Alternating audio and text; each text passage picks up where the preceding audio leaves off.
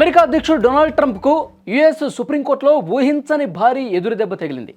తన పాలనలో అత్యంత ప్రతిష్టాత్మకంగా తీసుకున్న గ్లోబల్ టారిఫ్ల నిర్ణయాన్ని అమెరికా సుప్రీంకోర్టు కొట్టివేస్తూ సంచలన తీర్పు వెలువరించింది. ఈ ఒక్క తీర్పుతో గత ఏడాది కాలంగా వరల్డ్ ట్రేడ్లో నెలకొన్న తీవ్ర అనిశ్చితికి తెరపడినట్లయింది. అసలు కోర్టు ఏం చెప్పింది? ట్రంప్ ఎందుకు ఫైర్ అవుతున్నారు?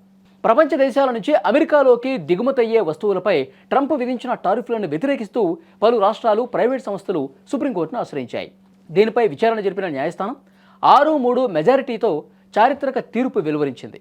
ట్యాక్సులు, టారిఫ్లు విధించే అధికారం దేశ అత్యున్నత చట్టసభ అయిన యుఎస్ కాంగ్రెస్కు మాత్రమే ఉంటుంది. అంతే తప్ప ఏ కార్యనిర్వాహక విభాగానికి అంటే అధ్యక్షుడికి ఆ అధికారం రాజ్యాంగం ఇవ్వలేదని Supreme Court Chief Justice John Roberts కుండబద్దలు కొట్టారు. అధ్యక్షుడు ట్రంప్ తన పరిధిని దాటి టారిఫ్లను విధించారని సుప్రీంకోర్టు స్పష్టం చేసింది.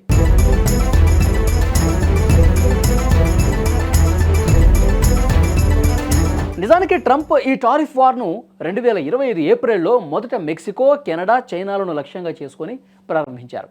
ఆ తర్వాత దాదాపు ప్రపంచంలోని ప్రతి దేశానికి విస్తరించారు. దీనికోసం ఆయన 1977 నాటి ఇంటర్నేషనల్ ఎమర్జెన్సీ ఎకనామిక్ పవర్స్ యాక్ట్ను ఉపయోగించారు. అత్యవసర పరిస్థితుల్లో ఈ చట్టం కింద తనకు అధికారం ఉంటుందని ట్రంప్ వాదించారు.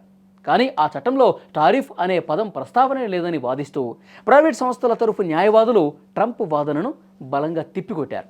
దీంతో కోర్టు ట్రంప్ నిర్ణయాన్ని చట్టవిరుద్ధంగా ప్రకటించింది. కాగా తనకు వ్యతిరేకంగా వచ్చిన సుప్రీంకోర్టు తీర్పును ట్రంప్ తీవ్రంగా ఖండించారు. ఇది అవమానకరం అని వ్యాఖ్యానించారు. అయితే తాను ఇక్కడితో ఆగిపోను, దీనిపై తన దగ్గర ప్లాన్ బి ఉందని ప్రకటించారు.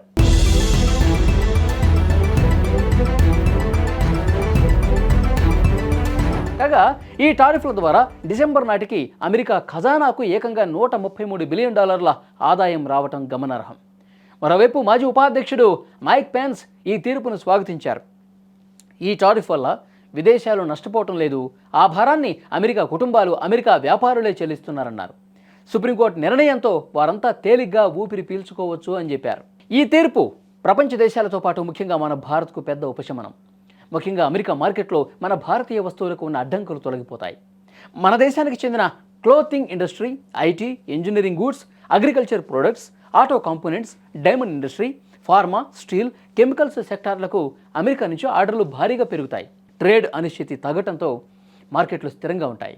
అలాగే మన దేశంలోకి విదేశీ పెట్టుబడులు కూడా వెల్లువెత్తే అవకాశం ఉంది. మొత్తానికి తన ఆర్థిక ఎజెండాలో అత్యంత కీలకమైన టారిఫ్ల విషయంలో ట్రంప్కు గట్టి ఎదురుదెబ్బ తగిలింది. మరి ట్రంప్ చెప్తున్న ఆ ప్లాన్ బి ఏంటి? అది వాణిజ్య రంగంపై ఎలాంటి ప్రభావం చూపుతుందో చూడాలి.